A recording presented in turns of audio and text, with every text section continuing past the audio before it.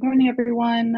Welcome to the second part of our health insurance webinar series, Navigating California's Healthcare Systems for Inclusive Care and Coverage. My name is Ariela. I use she, her pronouns, and I am the Senior Communications Specialist at the California LGBTQ Health and Human Services Network. I'm very excited to be hosting and learning more from our fabulous presenters today. So, I'm sure many of you are aware our healthcare systems can be pretty overwhelming to navigate. So hopefully after this webinar, you're able to have a better understanding of how to access and navigate gender-affirming care through our healthcare systems. And with that said, I want to introduce our speakers for today. First one being Emma Dinkelspiel, which many of you have maybe had the opportunity to hear her speak at last week's first part of the webinar. And in case you did miss it, I will go ahead and drop the link to the first part of this webinar series in the chat for folks to learn more. But Emma is a senior staff attorney in the Health Consumer Center at Bay Area Legal Aid, representing and advising clients on matters relating to health insurance and access to health care. The Health Consumer Center provides free assistance for clients enrolled in all types of insurance, and then including Medi-Cal, Medicare, plans to cover California, employer plans, privately purchased insurance, COBRA coverage, and more. Prior to joining the Health Consumer Center, she was a member of Bay Legal's Housing, Reentry, and Public Benefits teams. She received her JD from New York University School of Law in 2016 and her BA from Scripps College in 2011. Emma, thank you so much for returning and being here again to share your knowledge. Our next presenter is Lori Loutan. She, her pronouns, and she joined the Department of Managed Healthcare's Health Center in October of 2019 and has since been promoted to Senior Counsel. Lori currently handles some of the most complex and sensitive consumer complaints at the Health Center. Before joining the Health Center, Lori worked for nearly 4 years as a staff attorney with the California Victims Resource Center, where she assisted victims of crimes with the enforcement of their constitutional rights through the criminal justice system. She is not traveling. Lori enjoys playing with her 3 dogs, reading, and trying new restaurants with her family. Lori, thanks for being here. Joe Boniwell, he, him pronouns, is a senior counsel with the Department of Managed Healthcare as well. Prior to joining DMHC, Joe spent several years investigating tax evasion and prosecuting administrative appeals at the California Department of Tax and Fee Administration and clerked in the Eastern District of California. Joe's background also includes extensive affordable housing policy advocacy, which often intersects with healthcare policy.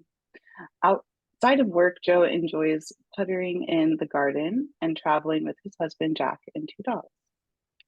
Shellie Lott, she, her, is a senior counsel as well with DMHC.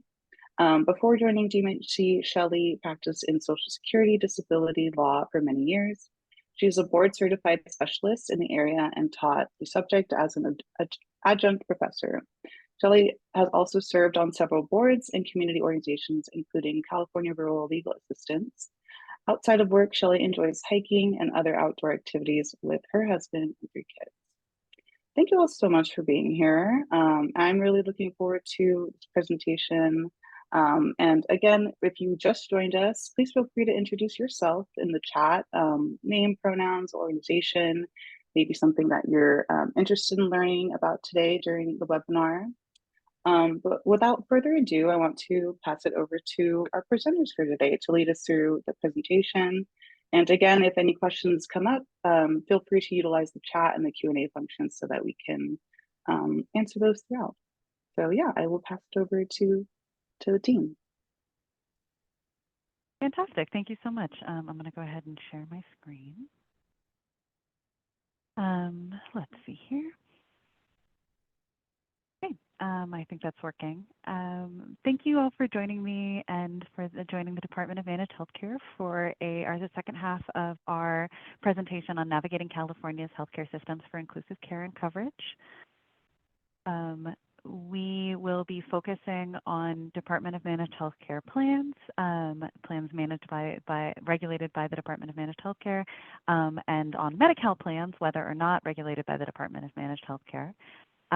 and we will be reviewing how to access care once you are in a plan, once you have been enrolled in a plan, and how to get how to vindicate your rights through the various appeals processes.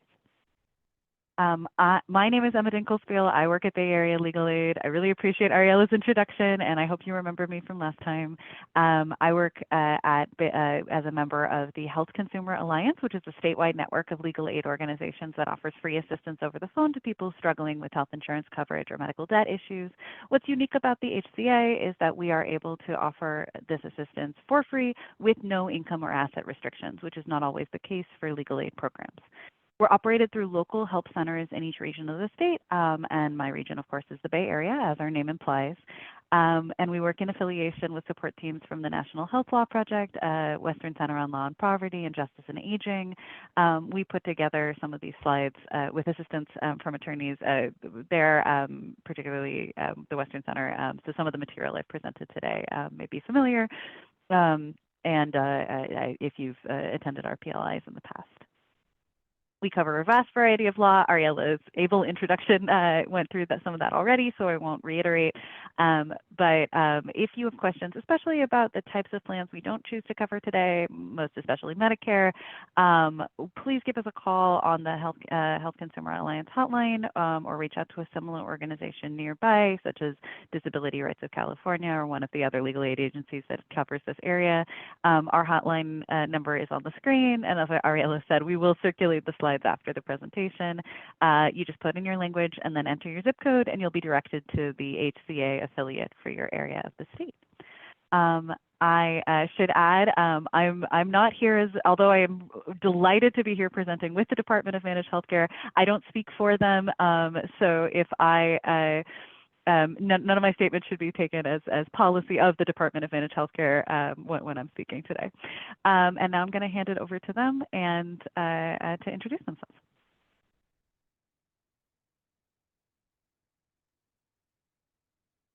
Thanks so much, Emma. Again, my name is Joe, and Lori, Shellie, and I are very excited to be presenting today in collaboration with our nonprofit sector colleagues on how we can work on increasing access to gender-affirming care in California. And to kick off this conversation about the department's role in California's healthcare system, it always seems fitting to start with our mission, which is to protect consumers' healthcare rights and ensure a stable healthcare delivery system. I'll let Shellie and Lori introduce themselves when they come up to speak. But I'm looking forward to hearing the following discussion that's going to be providing an overview of how the department implements this mission.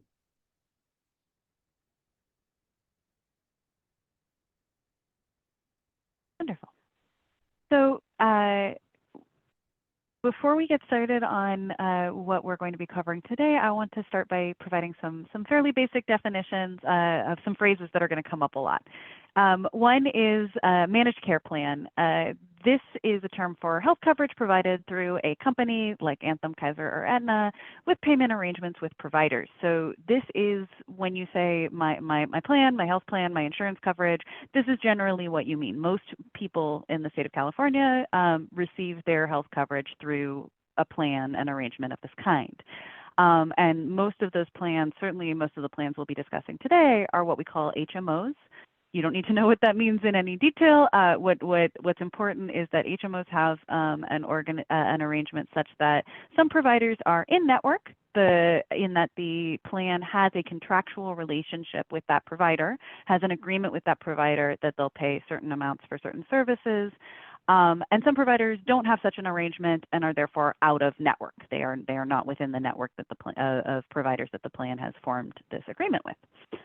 And the Department of Managed Healthcare regulates managed care plans in California. Not all managed care plans in California, but many of them. They regulate all covered California plans, many Medi-Cal plans, and we'll talk about which Medi-Cal plans are not covered by the DMHC later on. And they also regulate quite a lot of employer plans. However, they don't have the authority to make decisions on behalf of federally funded plans.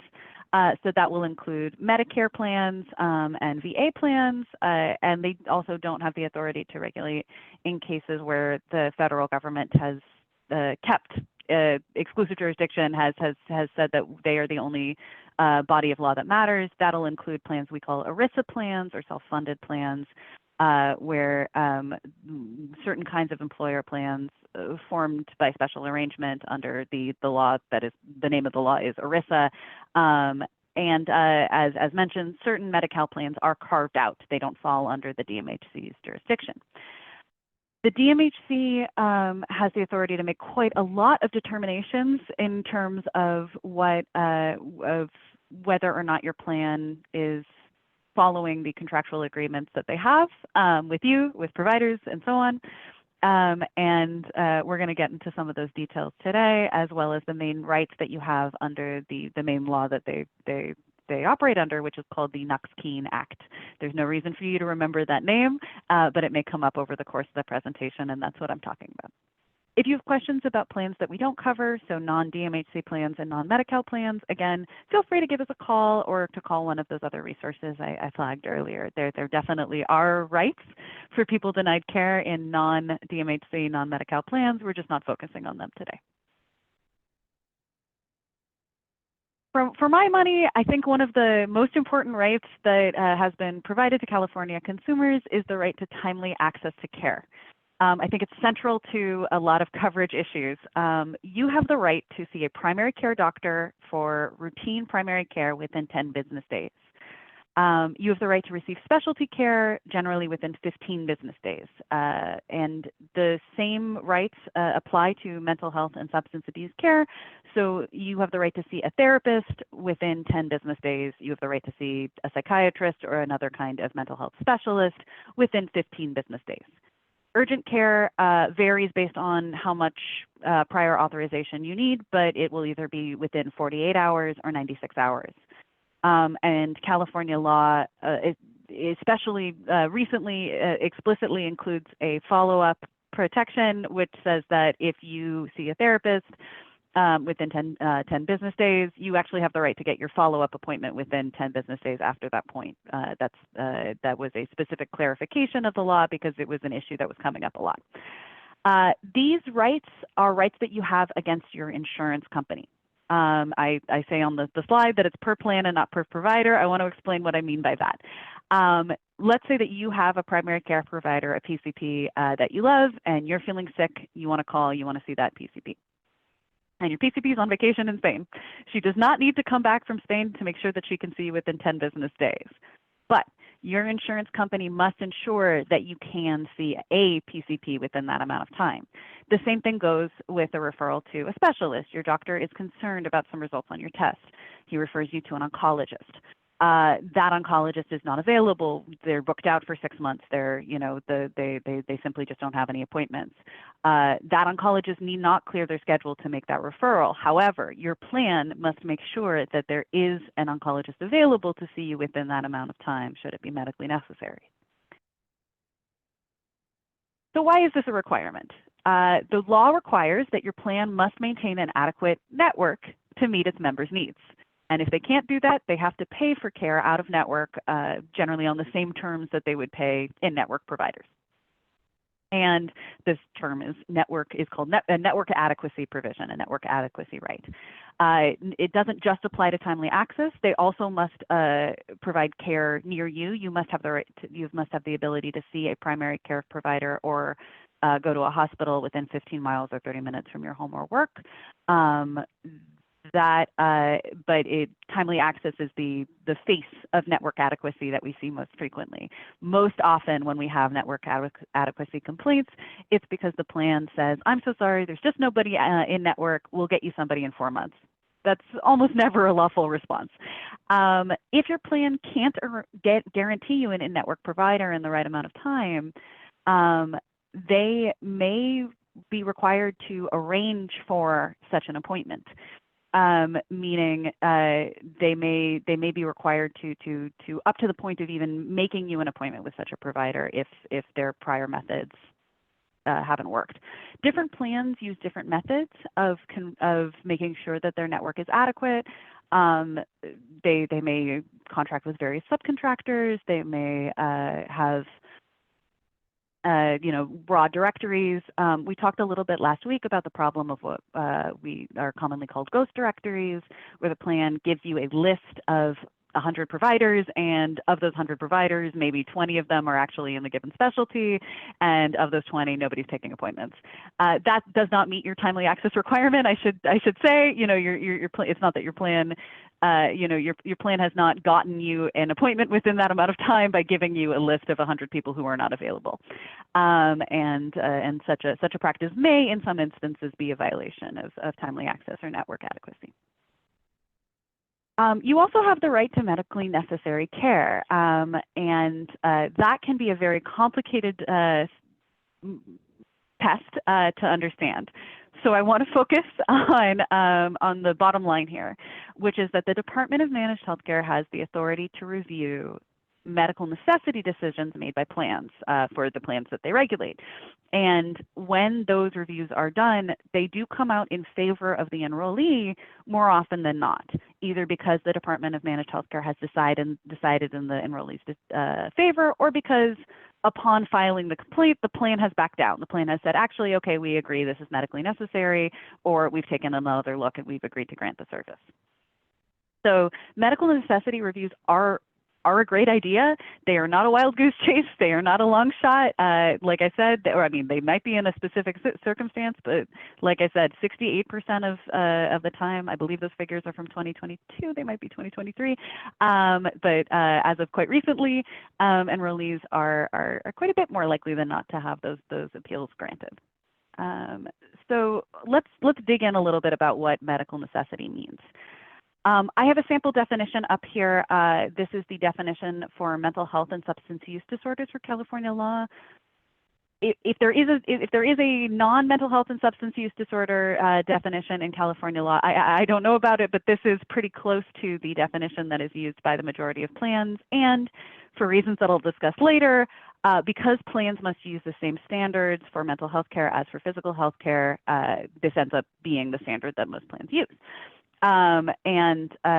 This is just an example. It's always best to look at your evidence of coverage, which is the contract you have with the plan, to figure out what exact standard your plan is using when they ask about medical necessity. So when is something medically necessary? It's something that addresses a specific need of a patient for the purposes of preventing, diagnosing, or treating an illness, injury, condition, or its symptoms, including minimizing the progression of an illness, injury, condition, or its symptoms in a manner that is all of the following. So it needs to meet the following 3 tests. It's got to be in accordance of the standard of care. That means, generally, it means experimental treatments are usually excluded. It also means that there are certain treatments that have become deprecated over time that were formerly practiced that are no longer considered to be valid treatments. Those treatments are outside the standard of care and will not be approved as medically necessary unless there's extraordinary circumstances in play. This can be the most controversial and difficult element. Sometimes the standard of care says one thing. Sometimes there is a genuine lack of consensus among the medical profession. By the way, we are talking about gender-affirming care later. The legal definition of standard of care for transgender healthcare is generally considered to be the WPATH standard of care. It's very expansive. It's been recently updated. It's really great to review that if you haven't, because it walks through what the current medical consensus is around gender-affirming care, and it's a great resource. For something to be medically necessary, it has to be clinically appropriate in terms of how it's provided, extent of provision. An amputation of a foot is not a clinically appropriate treatment for a terrible injury to your hand, even if amputation, broadly speaking, might be a clinically appropriate treatment. We talked earlier about the fact that there's a carve-out law specifically stating that you have the right to a follow-up appointment with a therapist. The reason that is in California law is because there was a practice of plans stating that you could that if you that they were happy to provide talk therapy if you saw the therapist every 2 months or every 3 months. That is not in compliance with standard of care. The clinical, generally speaking, the clinical consensus is that you have the right to see a psychotherapist or not the right, you have that in order to get the maximum benefit out of the treatment, you should be seeing somebody every few weeks at a minimum. So that's an example of a clinical appropriateness determination. And then finally, and quite importantly, treatments cannot be denied for economic benefit reasons alone. That doesn't mean that the plan is not allowed to consider what is more expensive or what is inexpensive. A plan can say, we're going to generally grant the generic and generally not grant the brand name of a given psychiatric drug. That's absolutely fine. But the plan needs to make exceptions when, in a given instance, there is a medical reason for that. So perhaps somebody tries the generic and has an allergic reaction. In such an instance, the plan might need to make an exception and cover a drug that they wouldn't otherwise cover. That's just an example. A plan also cannot cover something for the convenience of the treating physician or other healthcare providers. So maybe they've got a great arrangement with or the convenience of the patient, I should add. So if a patient really wants to see a particular doctor who's out of network, and that doctor is, because that doctor is just a 2-minute walk away, unfortunately, there probably isn't a right to insist on that coverage. But perhaps that patient is severely disabled and it's impossible for them to travel very far, and the providers that would otherwise be available in network are not actually available to them. In such a circumstances, that would not be a convenience question, that would be a genuine medical necessity question, and the plan would need to evaluate whether or not it's necessary for the patient to get care from that person. So that's just an overview of medical necessity. That is not the end of the story at all, but I hope that's given you a sense of how complicated, but also how helpful these questions can be in terms of making sure that you can get this care. I referred on the previous slide to the question of mental health parity, to the rule that says that mental health and substance abuse disorder treatment must be covered the same amount as for physical conditions. That's what parity means. It just means the same. That means that a plan cannot exclude mental health or substance abuse treatment. Luckily, we very rarely see that kind of issue. We do see occasionally plans that try to impose greater costs on those seeking psychiatric or substance abuse treatment than on an equivalent physical condition. They'll set a higher deductible for mental health care, or they'll have different out-of-network and in-network rules for mental health care. That is presumptively unlawful. You can assume that it is against the law.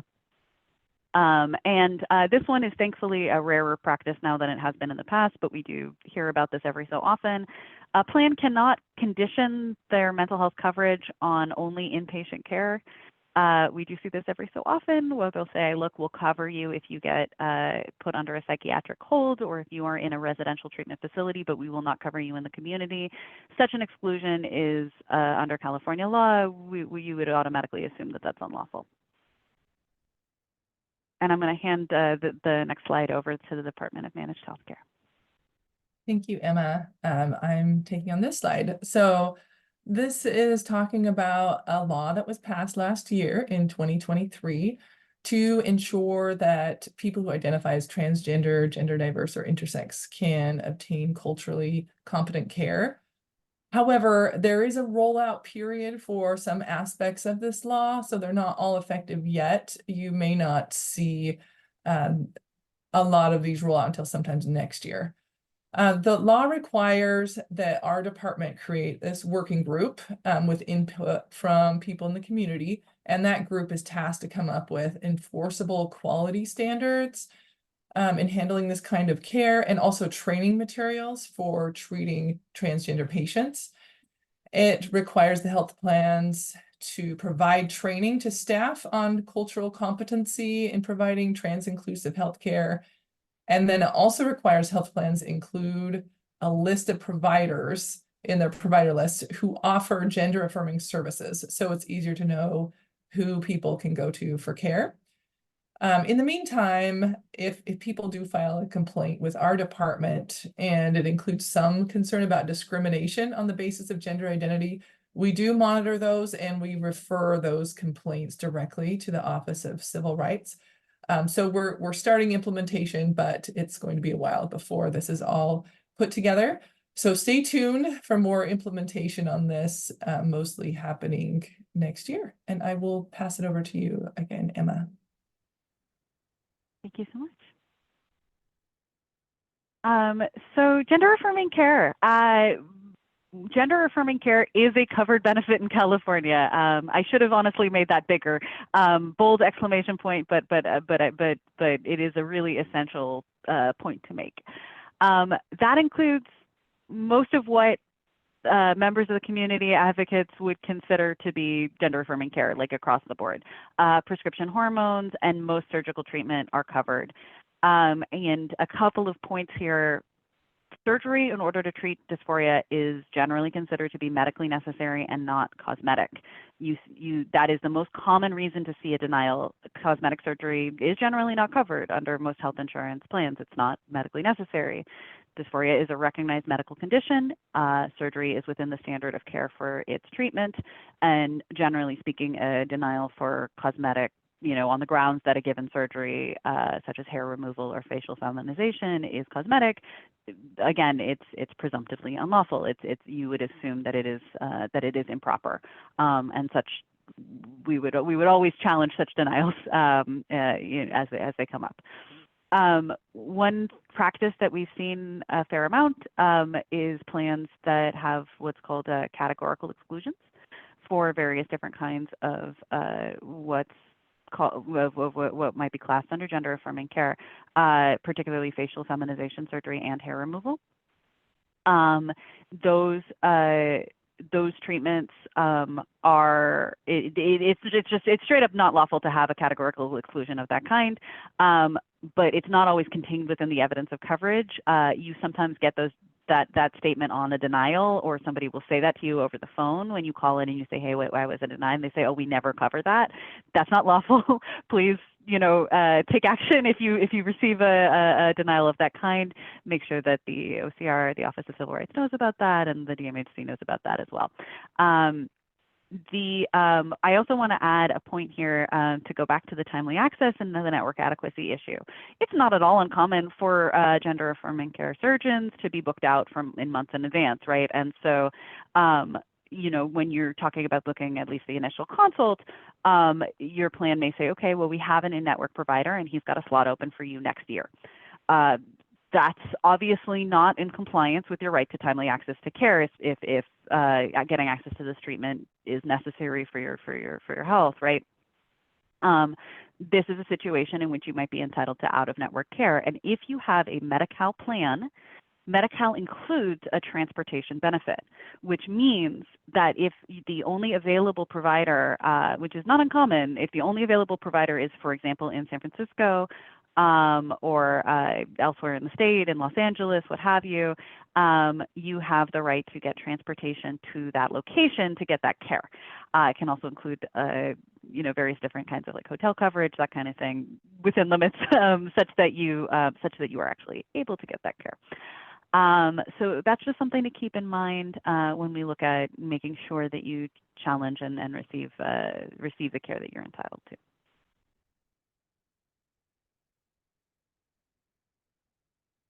I also wanted to shout out a particular rule here. I've placed it in this section because it is a common issue that is not restricted to Medi-Cal plans, but it is not a right that is guaranteed by the Knox-Keene Act, which is what the DMHC primarily regulates. So it's sort of a sidebar. You have the right to confidential communication from your health plan, and you have the right to confidential communication of your health plan sometimes, even when you are not the primary policyholder. Why am I mentioning this now? A really common issue is that perhaps you are a youth who are you're still on your parents' health insurance, and your parents do not know that you are gay, your parents do not know that you are trans, or you just don't want to discuss the fact that you're getting an abortion, the fact that you're receiving access to birth control or PrEP. You have the right to receive sensitive services without the plan notifying you're the primary policyholder. as long as you are an adult in all instances, if you are under the age of 18 in the majority of instances, there are some carve-outs there. And you have the right to, but let's say that you are 18 and you're still on your parents' plan, and you don't want to notify them that you are receiving gender-affirming care, you have the right to request that information about your sensitive services not be sent to the primary policyholder, most particularly bills, so that your parents do not receive a bill that says you've received a consultation for top surgery or what have you, and you are not placed at risk.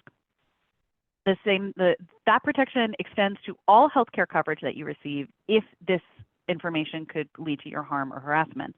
So in this case, we're talking about, you are in an abusive relationship and you are on your partner's coverage, or you are again, your parents are it's not just that you don't want to share information with them, you are worried that this would place you at risk.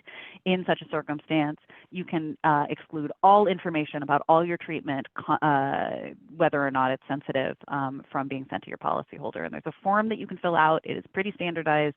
Each insurance company will have their own version of the form. So just, you can just Google it, you can also call member services and ask to be sent a copy. And they must implement it pretty quickly. It's 7 days if it's sent electronically.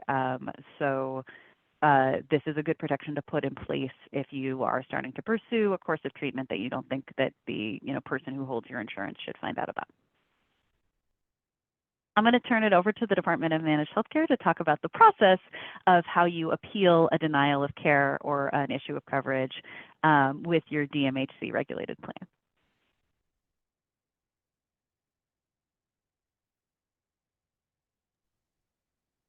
Hi, everyone. I'm Lori.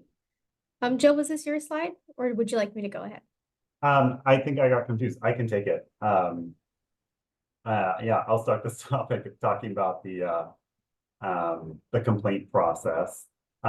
First thing you're going to want to do is, once you've made a request for services, either on your own or through your provider, and you've received a denial from your health plan, that denial should come to you in a written form.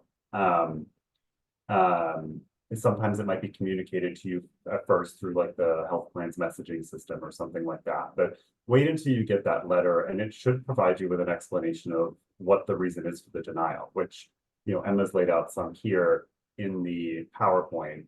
And this sort of, what's laid out here are sort of like the trigger words that you're going to want to look for that'll help you identify what the health plan is talking about. If they're trying to assert that the service isn't medically necessary, it should clearly say that in the letter. They may be denying the care because it's not a covered benefit, meaning that it's not something that the plans agreed to pay for in your evidence of coverage. They may be denying it because you're requesting services from an out-of-network provider and you don't have benefits for out-of-network services. There may be a lack of prior authorization on file, which means that, for some services, especially if you have an HMO, you may need to have a provider file a request for prior authorization before the plan will agree to pay for those services. And so if you've gotten a little bit ahead of it, and you've requested services that require prior authorization, you might get a denial from the plan saying like, well, we don't have prior authorization yet for this. Sometimes there's limitations on coverage for the year. What's coming to mind for me is most immediately are like, it's like prophylaxis, like dental cleanings is something you might see if you have dental coverage, where you may have sort of a limitation to a certain number of services within a certain period of time. And then there's also denials for the another example, right, is if the treatment is experimental. If you're asking for a treatment that is yet to be conclusively within the standard of care for the treatment of your condition, it may be considered experimental, and the plan may deny it on that basis. That's not necessarily an end to that issue. The question of whether it's experimental or investigational is definitely worth something appealing, because in your evidence of coverage, you'll see an exclusion that'll say we don't cover experimental conditions, but it's never an easy answer as to whether or not a specific treatment is experimental for a condition or not. So never think of any of these denials from your health plan as the end. Think of it more as like an opportunity to look a little deeper. And that's kind of what number 2 is looking at, which is pull up your evidence of coverage, which is easier said than done, because gone are the days when you receive a copy of your evidence of coverage in the mail, and sometimes it's not easy to find a copy of it on the website. And sometimes I've worked with enrollees who have accidentally pulled up evidence of coverage for a different product that is still affiliated with their health plan. So my advice to enrollees is always to contact your health plan directly to ask for a copy of the evidence of coverage that governs the benefits for the year in which you were seeking services. Get as specific as possible. Look through that evidence of coverage. Compare what the plan is saying in the denial to your evidence of coverage. Get an idea of if you agree with the plan, if you want to follow up the plan directly, or if you want to escalate that by filing a complaint with your plan, which would be an internal grievance. And again, I'm going to recommend that you put your grievance in writing. You can call a plan and file a grievance over the phone. What happens in those circumstances is the plan representative takes notes in their call log system that details your grievance based on how you represented it over the phone. As you can imagine, that may lead to not all necessary information being cataloged in the grievance documentation. So if you have the opportunity and time and ability, which I know not everybody has the ability to necessarily write in a grievance, but if somebody can help you write in a grievance, it's always helpful to be able to have a record of your grievance, a written record of your grievance in your words, based on your experience. And health plans are obligated to respond to these grievances. If it's an unexpedited or non-urgent grievance, let's say you're disputing something like you disagree with how a claim for past services was processed. You're not in collections, but you're just sort of disputing the issue. That's going to be sort of a non-urgent issue. The plan is going to have to respond within 30 days to that. If it's urgent, like you need urgent access to care, you are at risk of suicidal ideation, you know, something that requires the plan to act fast, the plan needs to respond in 72 hours to your grievance. And depending on the result of that grievance, you may then be coming to the DMHC, which Lori's going to talk a little bit about how you would get to us.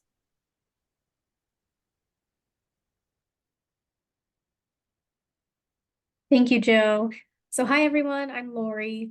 So as Joe talked about kind of the plan level grievance, if you've gotten one of those denials, you may want to look at filing a complaint with us at the DMHC. So if your complaint is denied, you have within 180 days to file a complaint with us. And as Joe talked about, there's many different types of denials. If you're ever in doubt about whether you can file a complaint with us, we highly encourage you to do that. It doesn't cost anything. And let us tell you whether we have jurisdiction or the ability to look at your complaint, or if it's premature and you can come back later. But we're happy to take the guesswork out of it for you. So really we get complaints on a variety of issues. Some of them are listed on the slide. But for example, if you think maybe you overpaid for a service or were charged too much co-payment for something, if maybe you really want to see an out-of-network provider, you don't think that there's qualified in-network options for you, maybe you think a service should be covered, really anything, feel free to file the complaint. Depending on the complexity of the issue, your complaint will either come to us here at the Legal Affairs branch of the Help Center, or it will be worked by one of our analysts. Either way, we will make sure to review your complaint and try to get you a timely response. Some complaints that are more complex may take longer than others. We strive to get complaints resolved within 30 days. If it takes longer, we will let you know. Some complaints are resolved with the analyst or attorney. However, as we alluded to a little bit earlier in the complaint, we have the IMR process. So this is outside of our hands. We send many complaints over to the independent medical review team, and they're independent of us. So they'll look at everything objectively to make a determination. So a lot of times they will determine whether things are medically necessary, in some less common circumstances, whether a certain treatment or device may be a better option for you. We sometimes call those investigational experimental complaints.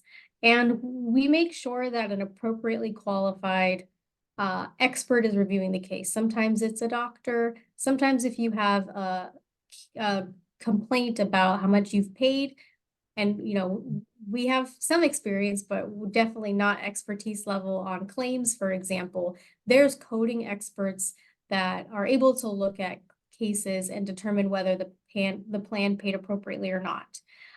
So when in doubt, again, I can't stress enough, please feel free to file a complaint with us. And if your case is urgent, you don't have to go to the plan. You can come directly to us, and if we determine that it is an urgent or expedited issue, you can bypass filing a complaint with the plan. And it is very easy to file a complaint with us. We have a form on our website available in multiple languages, dmhc.ca.gov. You can fill it out online or print it, mail it, fax it. We have an email address online that you can email it to. Our contact center, we have live individuals able to answer questions. We have the ability to communicate in any language. So we try to be as accessible as possible. So please reach out if you have any questions on filing a complaint. We'll send you an acknowledgement letter once a case number is assigned to you. And as I mentioned, we do strive to complete cases within 30 days. Sometimes they do go over, but we'll try to keep you updated. And IMR decisions, they may take a little bit longer, but if your case is expedited, hopefully that timeline will be shorter. Our phone number is at the bottom there, so please feel free to reach out if you have any questions. Thanks, Lori. So Lori just discussed sort of the process of how to file a complaint. And I'm going to provide some tips on what makes a strong complaint when you're coming to the Department of Managed Healthcare. I'm going to start with a couple things that aren't on the slide. As I was thinking through this, I thought about some common issues that we often face, which is, to start with, is complete and accurate personal information. Make sure your name's accurate, make sure you give us a good email address, make sure your home address is accurate, all the personal information that's required. Having that accurate upfront will prevent any delays in processing your case related to the accuracy of that information. One example recently is I had a case where there was an enrollee who filed a complaint, and their first name was common and their last name had been misread. Like one letter had been switched out, and it turns out that there was another enrollee at the same health plan with that name that had been switched out, and it created a lot of complication trying to get the complaint rolling. Another sort of basic thing is an accurate signature. So at the bottom of the application, the complaint form is a medical release that we would need in order to share your private health information with like these independent review organizations as we complete the independent medical review process. And so if you're an adult enrollee, it's just a clear signature required. If you're a parent or a guardian for a minor, if that would be indicated on the form, and the parent or guardian would sign the complaint on behalf of the minor. These are just general rules. There would be maybe exceptions in exceptional circumstances. Or if you're an enrollee who is represented by someone else in a legal capacity, either through a healthcare directive or perhaps a conservatorship, that person would be submitting the application on behalf of the enrollee, and they would need to sign the complaint and then submit the supporting documentation with the complaint, like a copy of the power of attorney or a copy of the conservatorship document. So if you if there are any complications with the signature, the department works to resolve those beforehand. So if we receive a complaint with where we're unsure if it's been signed accurately, we'll reach out and sort it out. But there could be delays in processing your case related to making sure that all of the basic information and signature is correct. More broadly, if you receive like a medical necessity denial that you want to appeal to the department, along with your complaint, it would be really helpful to include documentation from your providers explaining why the service is medically necessary. I found in my experience that people who are seeking gender-affirming care have no choice but to be advocates for themselves. It's just like your existence is constantly advocating. So I find that those complaints come with robust letters in support of the treatment.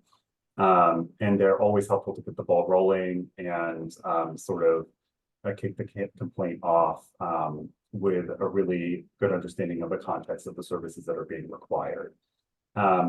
If you're coming at us with a coverage benefit denial, the plan is saying you're requesting the service, but it's not provided for in your evidence of coverage.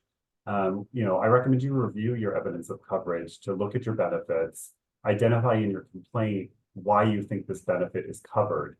Oftentimes the evidence of coverage can be confusing, and you might see something that the person reviewing your complaint at the DMHC isn't going to see right away. So by you pointing it out up front, it could really speed up the processing of your complaint.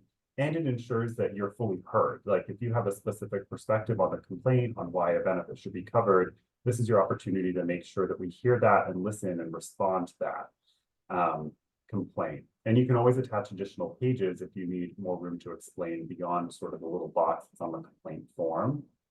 And here I would recommend, again, attaching supporting documentation, like the benefit denial letter you received from the health plan, or even any information you have about requesting the service.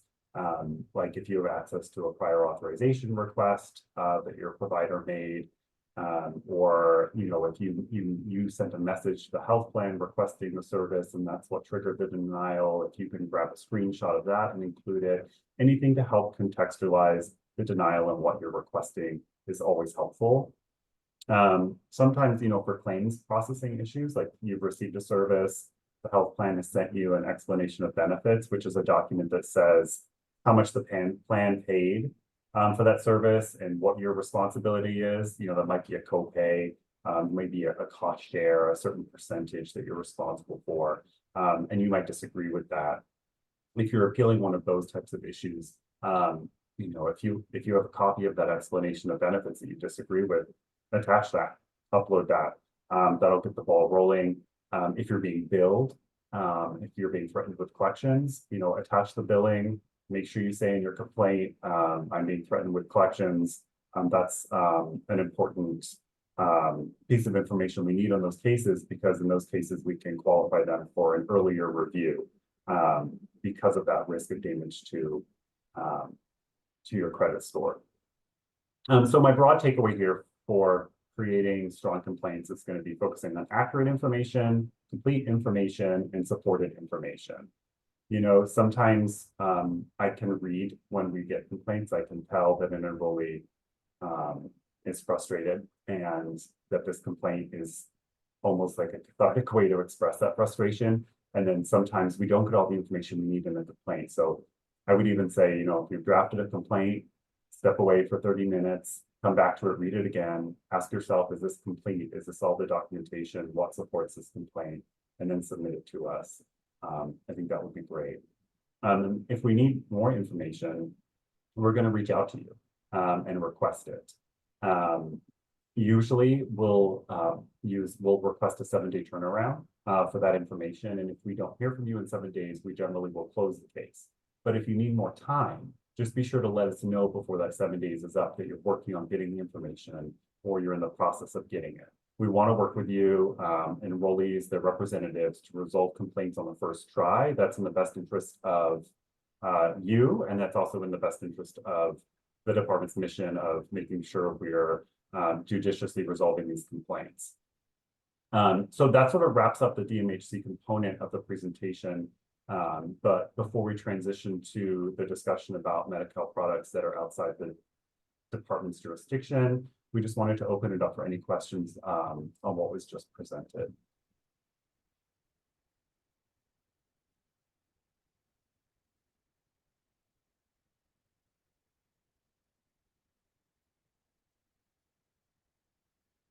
Okay, I'm not seeing any questions immediately, so I'm going to continue with the Medi-Cal portion, but we will definitely, I'm going to move quickly so that we have time for some questions at the end. So not all plans are regulated by the DMHC, unfortunately, although many Medi-Cal plans are, and you can generally tell whether or not that's the case by checking the evidence of coverage. Excuse me, some are not. But Medi-Cal is a very highly regulated legislative program, and you will often, as a Medi-Cal beneficiary, have very similar rights in regards to your access to care. You just need to make sure that you enforce those rights using a slightly different process. What's really important to emphasize is that you still have the right to timely access to care, and you have the right to have a plan with an adequate network of care. In fact, those rights are actually a little bit more robust in the Medi-Cal context, again, because it is such a highly regulated system. Whether or not your plan is regulated by the Department of Managed Healthcare, as a Medi-Cal plan beneficiary, you always have the right to appeal to the California Department of Social Services for a coverage denial of the kinds that Joe and Lori just really ably outlined. All Medi-Cal plans must provide medically necessary care for adults. For children or people under the age of 21, there's a different standard that's get used. It's called the correct and ameliorate standard. This is the right to have care that sort of preventatively treats conditions rather than, although you have the right to preventative care as an adult as well, that can be under certain circumstances. For children, that's just much broader. Medi-Cal plans must have providers within a reasonable distance from your residence, including specialists, and that is a right that comes with a transportation benefit, as I mentioned, meaning if you can't get to your appointments for various different reasons, you may be able to get your Medi-Cal plan to pay for your rides in various different ways. So you get a denial of coverage from your Medi-Cal plan. The first steps are going to be the same. You file a complaint with the plan, and if you receive no response within 72 hours for an expedited complaint, or 30 days within a non-expedited complaint, or if the response is negative, we're upholding the denial, you're going to file with the California Department of Social Services within 120 days of that cutoff. You then will have the right to what's called a state fair hearings, usually with the Scope of Benefits Department. This is a phone hearing with a representative from the plan on the other side before an administrative law judge, and you have the right to submit evidence in advance, and we strongly recommend that you do, on the same logic as Joe was outlining in terms of what you should submit in support of your DMHC complaint. The same factors apply. You really want to make your case as to why something is medically necessary. Unlike with the DMHC, although medical necessity reviews are in play, there are no doctors who are administrative law judges, as far as I know. There may be former doctors. I don't believe that there are any actively practicing doctors in scopes. They may have medical consultants. They may reach out to medical practitioners, but the people who are making the final decisions are employees of CDSS. So an IMR is going to work a little bit differently in this context. For that reason, having adequate medical documentation is paramount in a Medi-Cal state fair hearing. And as just said, most people navigating gender-affirming care have had to do this 1,000 times already.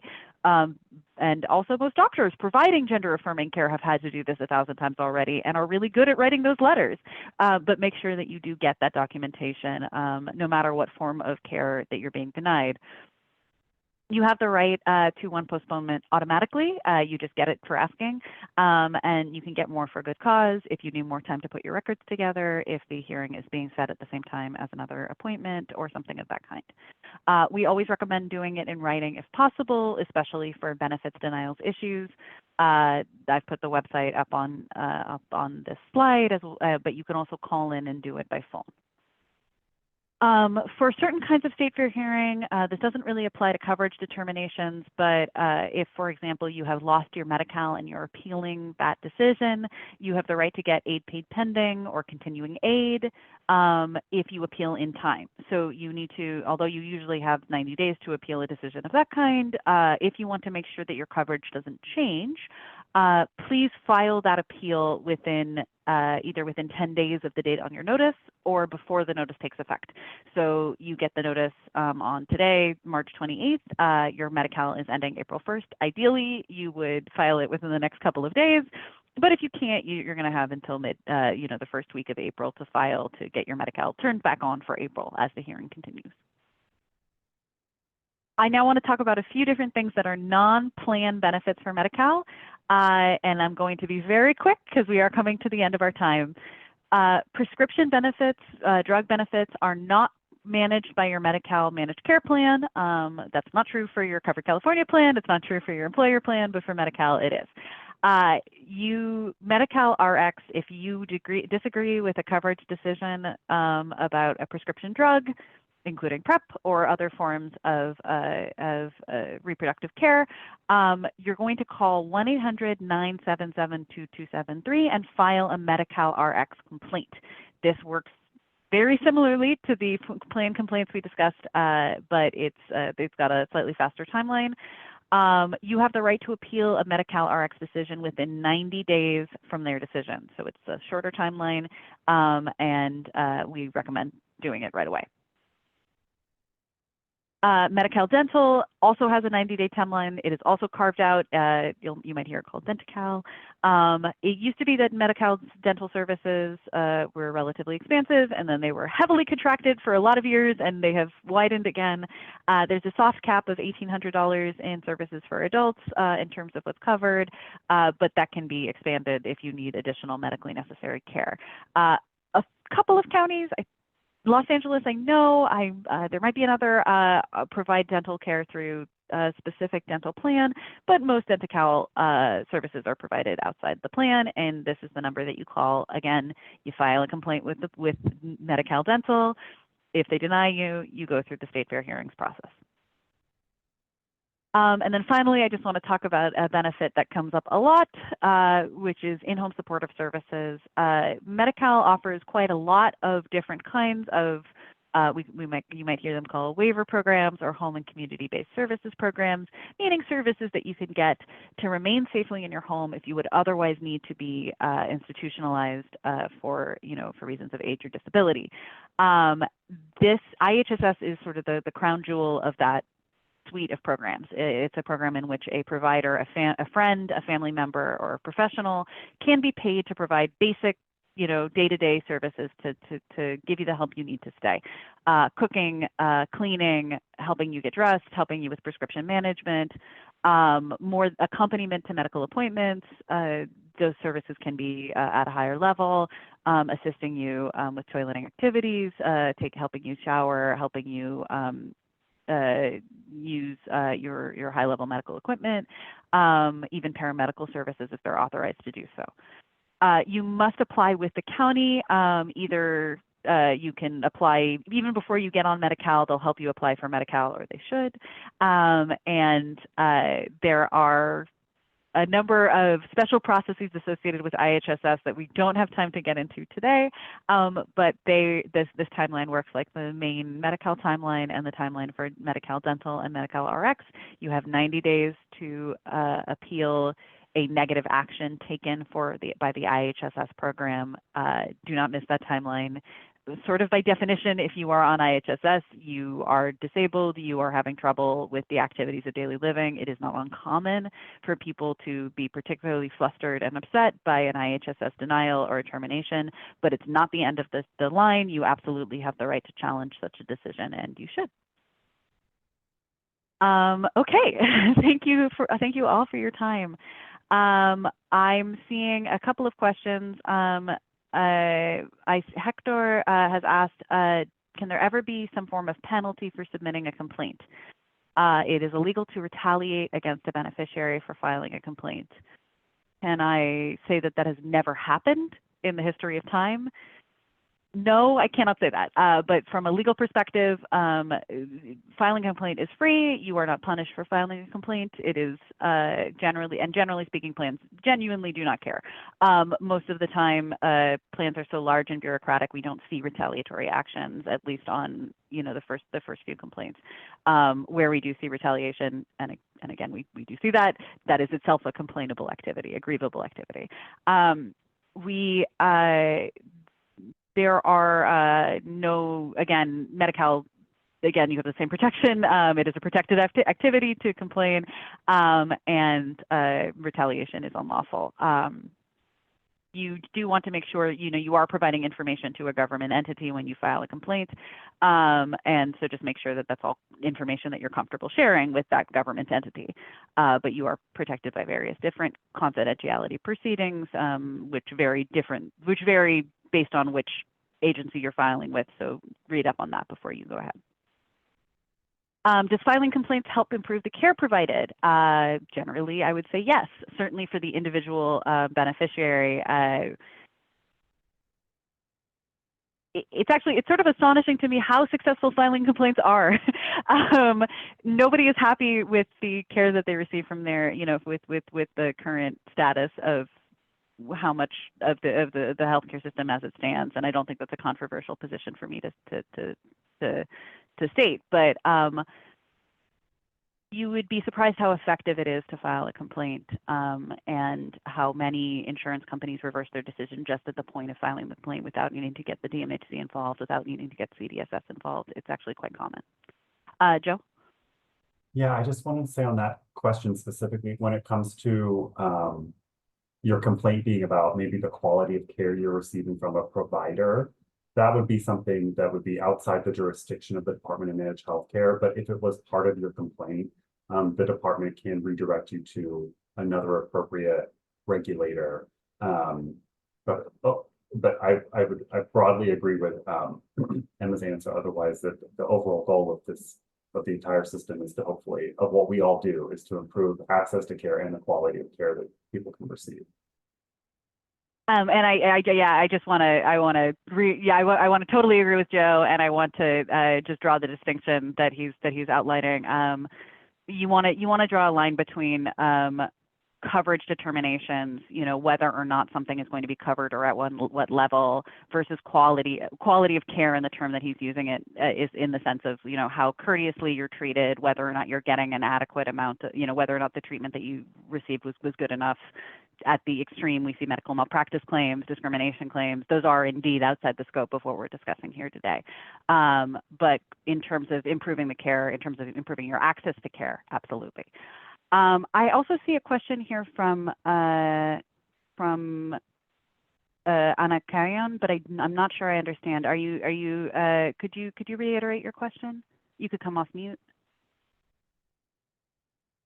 Actually, I'm not sure I have the authority to take you off mute, but if you could reiterate in the chat.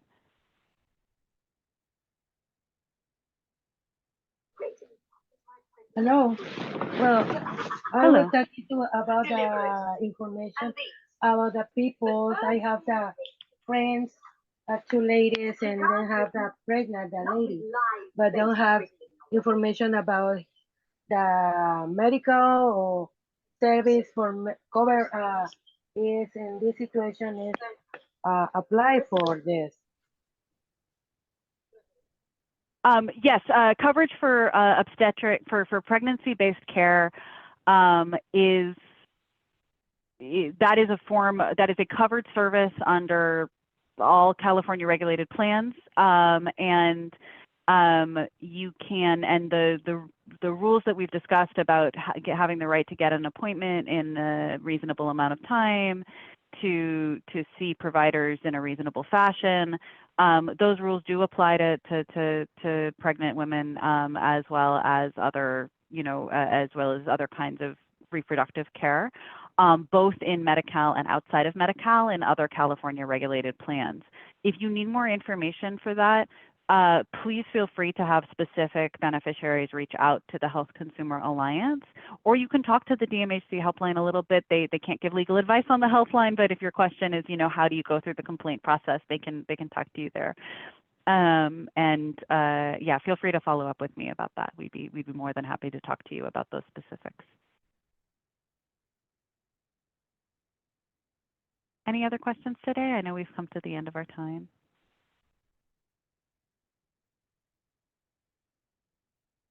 Well, thank you everyone for joining us. Yeah, thank you all again for providing such valuable resources and information to our attendees today. And of course, for addressing all the questions in the chat. Today's webinar officially concludes the health insurance series that we were hosting. But we'd love to know if there's any interest to continue holding these types of webinars, or if there's another topic you'd like us to cover.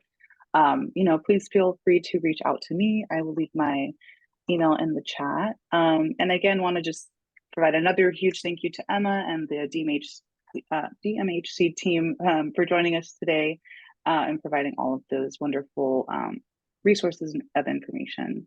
But in closing, for anyone who maybe has a question come up afterwards, if any of the presenters are willing to share their contact information in the chat for folks to follow up, that would be super appreciated, but no pressure.